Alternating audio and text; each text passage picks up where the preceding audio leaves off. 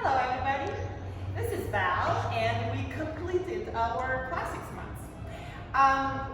Most of the class we worked on transitions because we've learned all the moves that start on 8 and all the moves that start on 1, and then how do we actually put them together. And it depends, there are a lot of different ways of doing that. One advice that I give you all, you really need to know what's coming next. So usually on a count 7 of the previous move, you are ready for the next thing. And usually if it's a move, so for example, you do a move that starts on 8, transitioning to a move that starts on 1. For example, 8 and 1, 2, 3, 4, 5, 6, 7, 8, 1, 2, 3, 4, 5, 6, 7. You have that extra 8, you can clap on it. It's okay to do that, it helps if you don't want to just have a count of quiet, because sometimes it's hard.